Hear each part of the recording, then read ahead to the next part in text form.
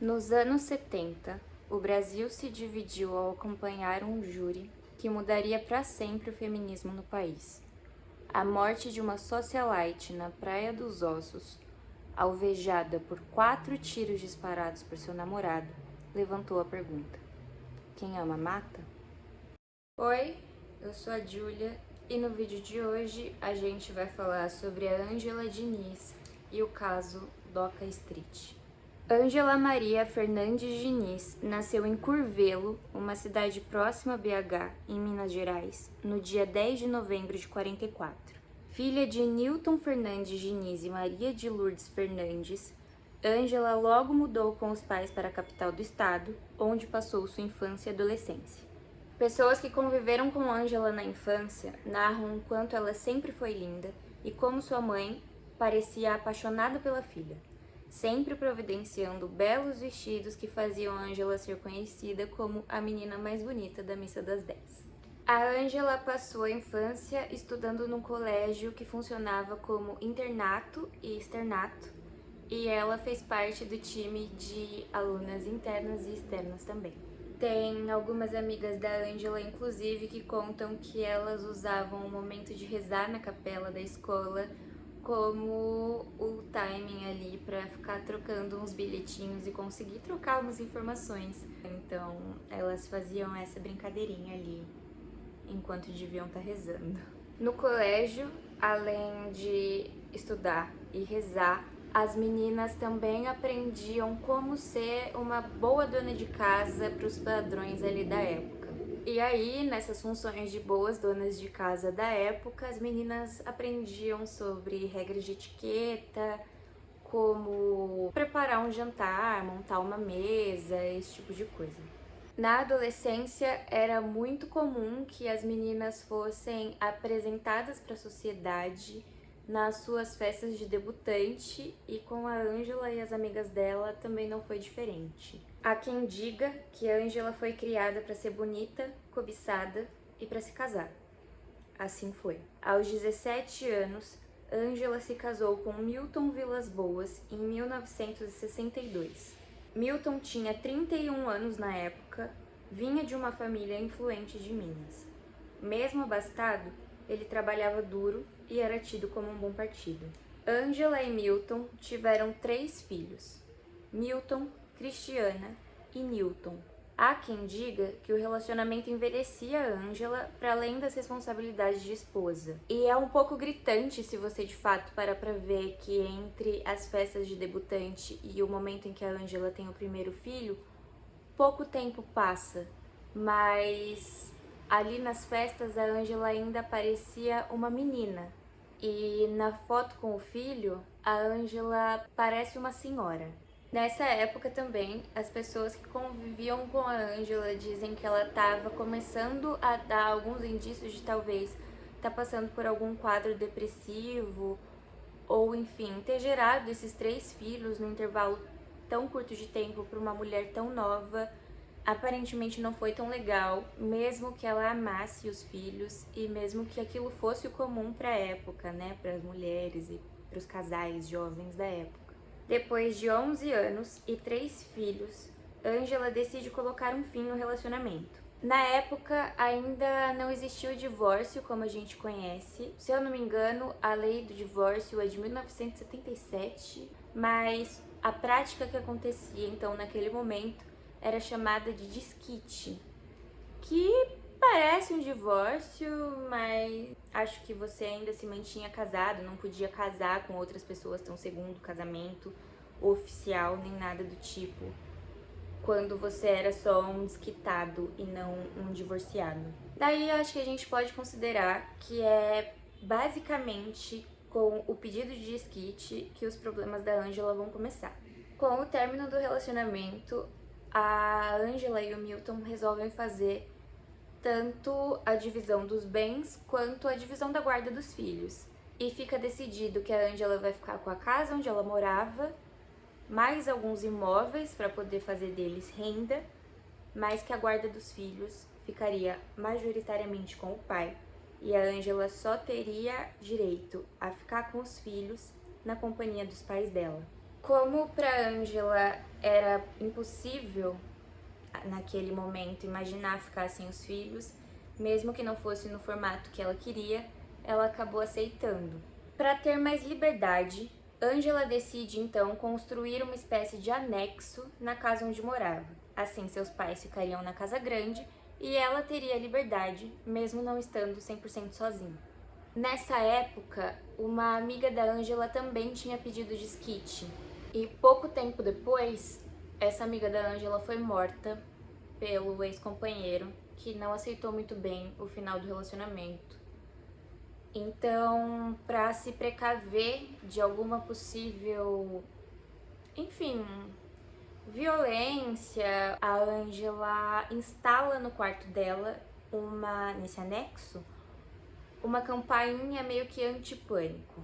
Então ela ficaria lá, sozinha, e caso ela se visse em alguma situação de perigo, ela apertaria esse botão, que soaria dentro da casa dos pais dela para que eles pudessem ir prestar algum socorro e dar alguma ajuda para a filha.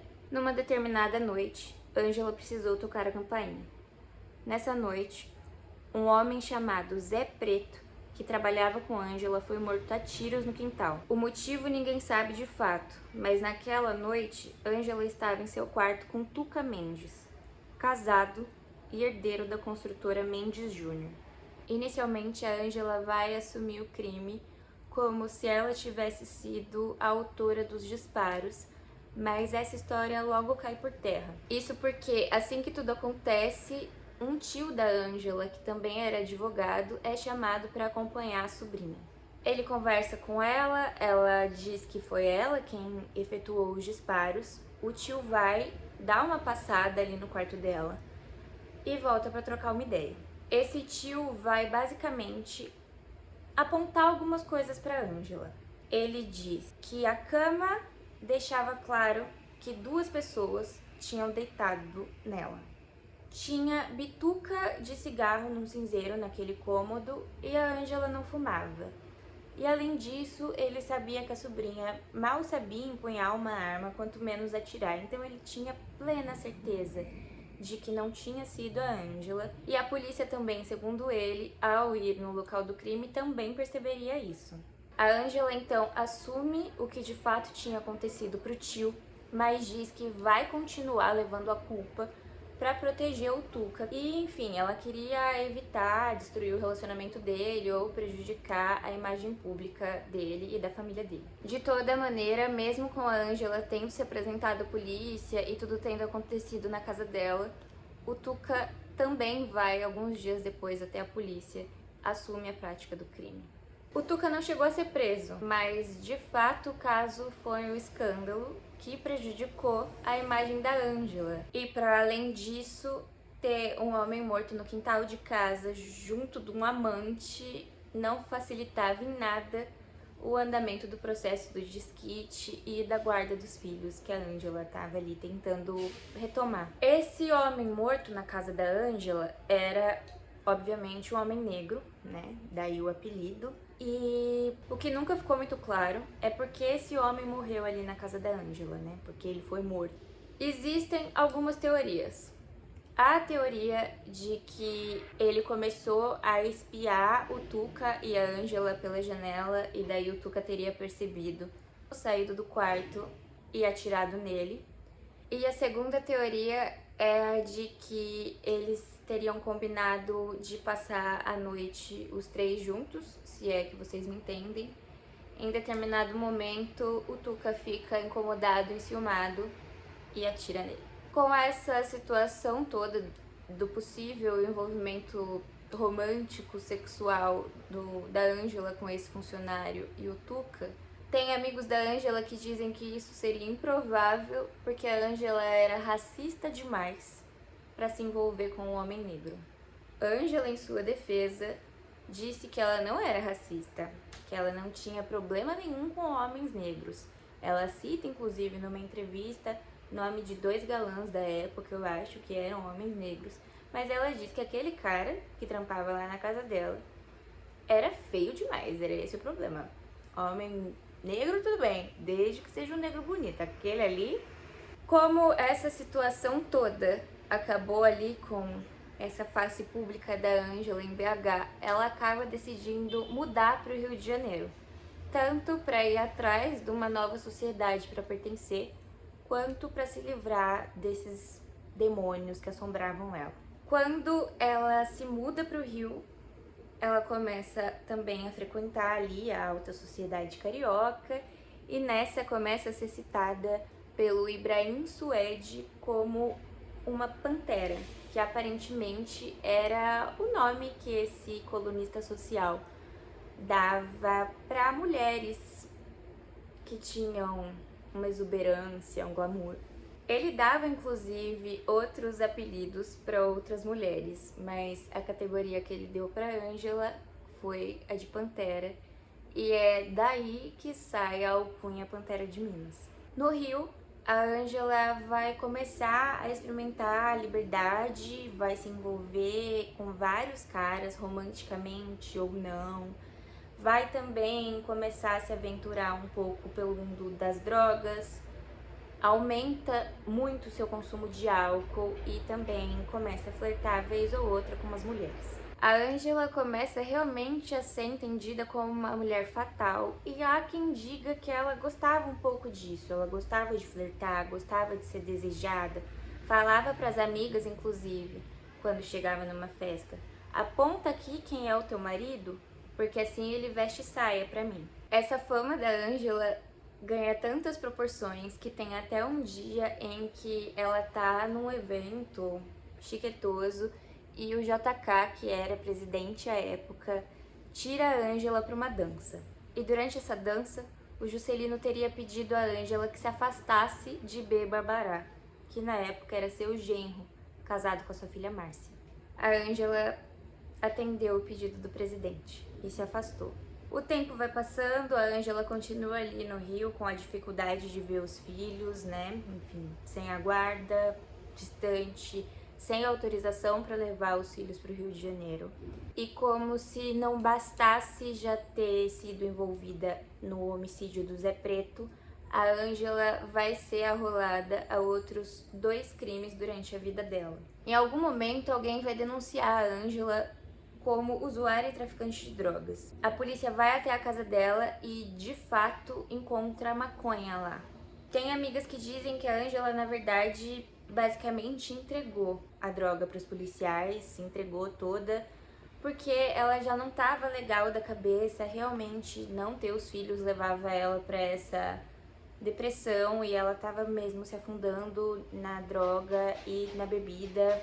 E dane-se, se eu não tenho os meus filhos também, que eu não tenha nada. Além do caso do tráfico de drogas, tem um episódio em que a Ângela vai até Minas ver a filha, ver os filhos, né, passar um final de semana lá. E quando ela tá indo embora, ela explica aos filhos que ela não pode levá-los com ela. Mas a Cristiana, a sua filha do meio, fica muito triste e pede muito pra mãe pra ir embora com a mãe. E a Ângela leva a filha. Ela leva a filha para o Rio de Janeiro. Nisso, numa atacada bastante cruel até, o Milton acusa a Ângela de sequestro, como se ela tivesse raptado a própria filha. Então, para recapitular, a essa altura, a Ângela já tinha 3 filhos, já era desquitada, já tinha perdido a guarda dos filhos, já tinha se envolvido com o Tuca, o Zé Preto morreu, acusada de tráfico e acusada de sequestrar a própria filha. Com essa questão dela ser acusada de sequestrar a própria filha, é óbvio que ela vai perder de vez a guarda dos filhos. Nessa de High Society, a gente sabe muito bem que a concentração de renda faz com que as mesmas 6 pessoas ali, praticamente, convivam em todos os ambientes ricos. Assim foi, e numa dessas noitadas, a Ângela vai conhecer o Ibrahim Suede, que é o colunista que apelidou ela de Pantera de Minas. Tem gente que fala que o Ibrahim era violento, dava tiro pro alto, ficava com ciúmes da Ângela e ficava brigando com arma em punho e tudo mais, porque aparentemente, mesmo comprometida, A Ângela, nesses últimos tempos, continuava flertativa e performática. Mas apesar de tudo, apesar dessa violência, parece que a Ângela e o Ibrahim ainda conseguiam ser amigos, que ele ainda admirava a Ângela e a via como uma pessoa. É por intermédio do Ibrahim Suede, inclusive, que a Ângela vai ser convidada para ir a uma festa na casa da Adelita Scarpa, aqui na cidade de São Paulo. Fazendo aqui um breve parênteses, porque com certeza não é todo mundo que conhece, a família Scarpa é uma família que tem bastante grana, uma família tradicional aqui de São Paulo, e tem aí como nome mais famoso o Chiquinho Scarpa, de quem a Adelita é prima. A Adelita então dá essa festa e convida o Ibrahim, que à época estava com a Ângela, e os dois vêm até São Paulo para ir no evento. A Adelita era casada com o Doca Street. Raul Fernando do Amaral Street, conhecido como Doca, além de marido de Adelita, é constantemente tratado como uma espécie de bom vivant que ninguém sabia ao certo qual era a profissão. Ponto é que desde o primeiro encontro, ele e a Ângela já se aproximaram para fumar maconha escondidos no banheiro da casa da Adelita. Depois dessa primeira festa, o casal de São Paulo passou a frequentar a casa de Ibrahim e Ângela no Rio de Janeiro. Ângela e Doca, sempre dando um jeito de se encontrar às escondidas, começaram um caso extraconjugal.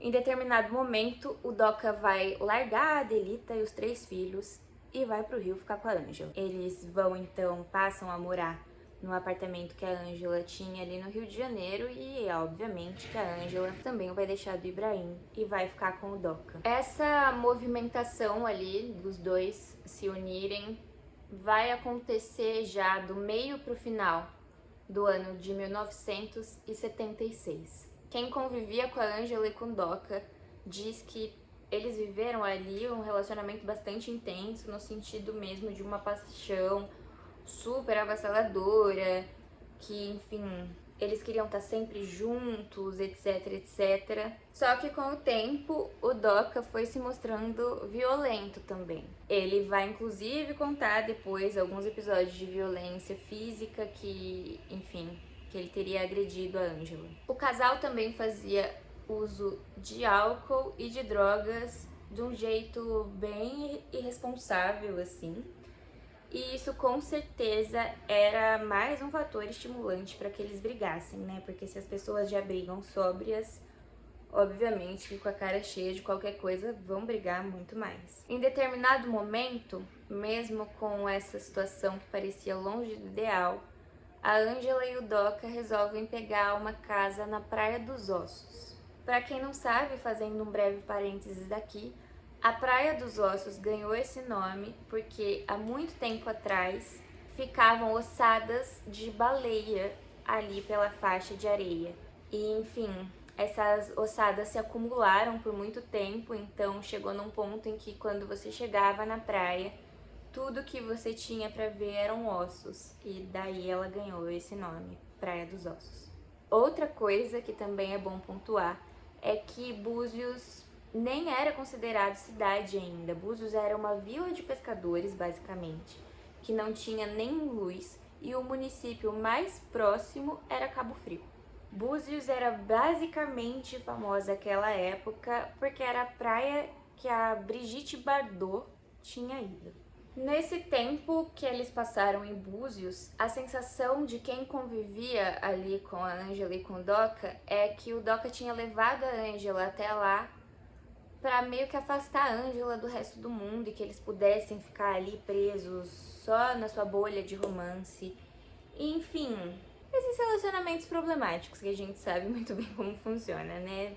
Enquanto eles estavam ali por Búzios, a Ângela e o Doca vão conhecer uma moça chamada Gabriele Dyer, uma alemãzinha que vendia bolsas que se transformavam em tabuleiros de gamão pela praia. Ela era meio hippie, meio nômade e se sustentava vendendo essas bolsas. E numa das primeiras versões que vai vir a público na época, essa alemãzinha é dada como pivô da discussão que vai acabar na morte da Ângela.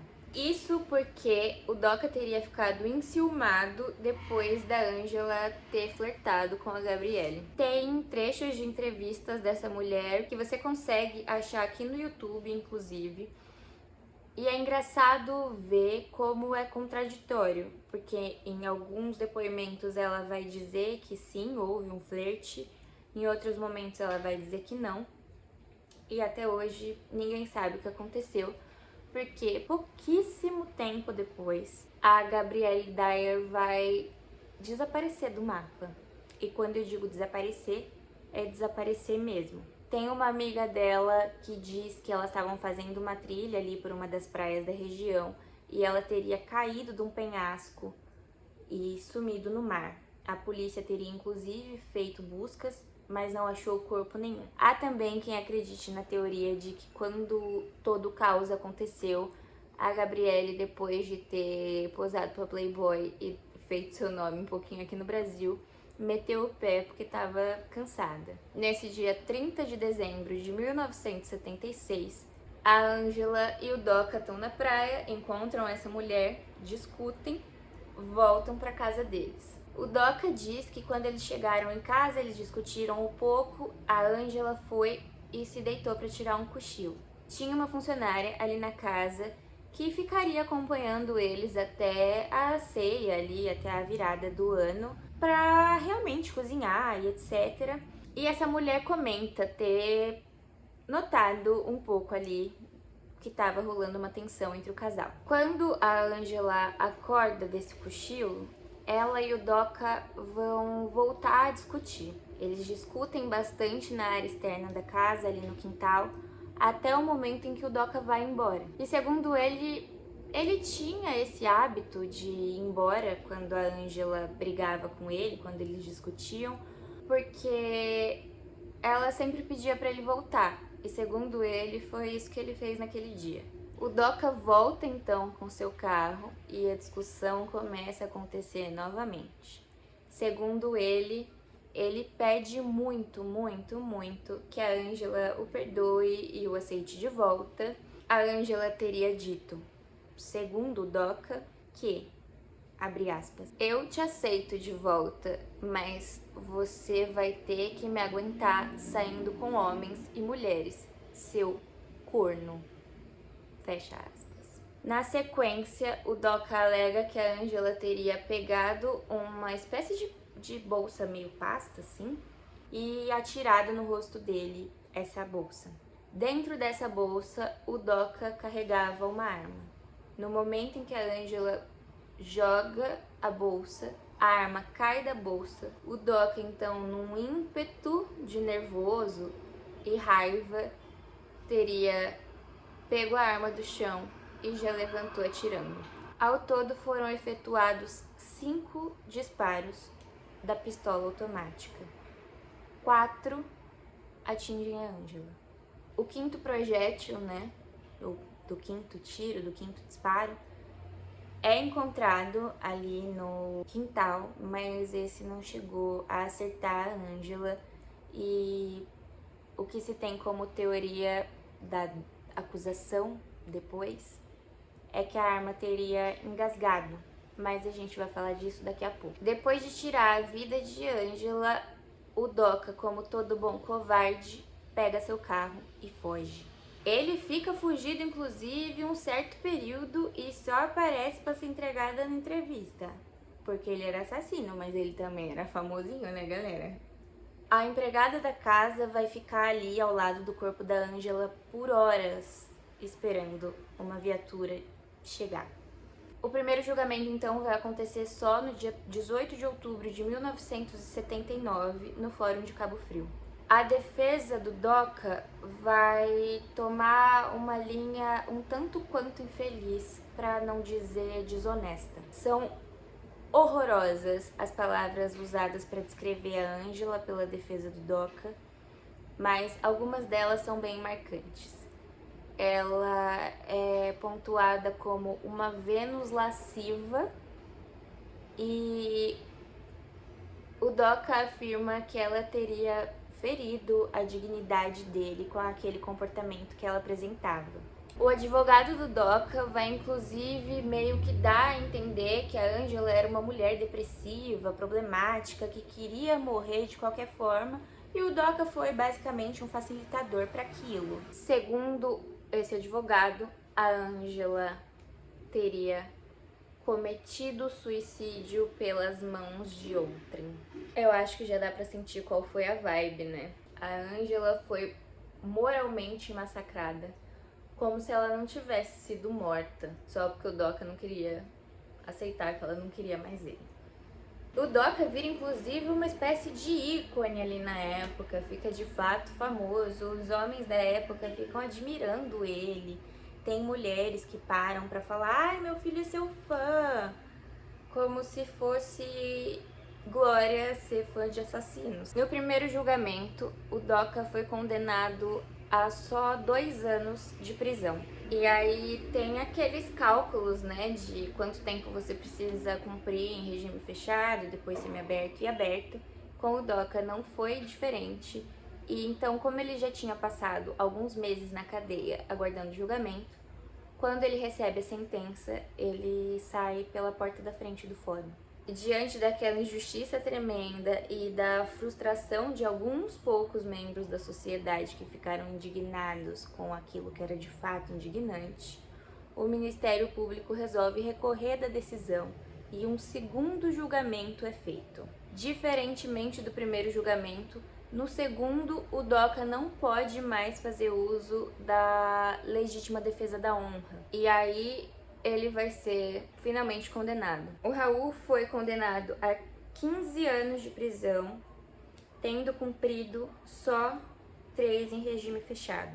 De toda maneira, o caso da Ângela e a condenação do Doca tem forte relação com o feminismo no Brasil, porque jovens mulheres na época usavam a frase "quem ama não mata" como um lema daquele movimento que estava acontecendo à época, tanto pela defesa da memória da Ângela, quanto pela luta pela dignidade, pelos direitos de outras mulheres, para que aquilo não acontecesse mais, porque, como vocês já devem ter reparado pela história toda, matar a mulher era muito comum na época, não que hoje em dia isso tenha melhorado muito. Os danos causados à família da Ângela foram irreparáveis, porque pouco depois da morte da Ângela, o Milton também vai falecer. Então, os filhos da Ângela vão ficar órfãos de pai e mãe muito jovens. Depois da cadeia e muitos anos depois do crime, o Doca lança um livro chamado Meia Culpa, onde ele dá as versões dele dos fatos. Se vocês tiverem estômago e quiserem passar um pouquinho de raiva, eu recomendo, inclusive, que vocês procurem aqui no YouTube a entrevista que o Doca Street deu pro Amaury Júnior quando ele lançou Meia Culpa. Chega a ser um pouco... Você fica um pouco entojado vendo aquilo, porque o Doca defende a memória da Ângela, tamanha a passação de pano do Amaury Júnior. Além disso, eu recomendo também que vocês escutem o podcast Praia dos Ossos, que é da Rádio Novelo e traz tudo isso aqui que eu falei com muito detalhe. Lá vocês vão poder ouvir as amigas da Ângela e inclusive o Doca. Para finalizar, vou indicar também a série da HBO que traz a Marjorie este ano, maravilhosa, como Ângela, e que eu gostei bastante particularmente. É uma série curta de poucos episódios e que vale muito a pena assistir, tá bem bonita. Enfim, gente, eu desejo de verdade que daqui pra frente a gente consiga evoluir muito como sociedade, muito mesmo, para que nenhum homem e nenhuma mulher, e nem ninguém se sinta no direito de dar cabo da vida de uma pessoa só porque ela não quer mais ter um relacionamento com você. Você deve ser melhor do que isso, a gente é melhor do que isso, e matar alguém é só uma prova de covardia e nunca vai ser uma prova de amor pra nada, pelo menos na minha opinião. Esse caso ficou mais longo E é bastante triste, eu acho, pelo menos. Mas eu espero que vocês tenham gostado. Cuidem da educação que vocês estão dando para os filhos de vocês e para as filhas também. E é isso. Eu vejo vocês no próximo vídeo.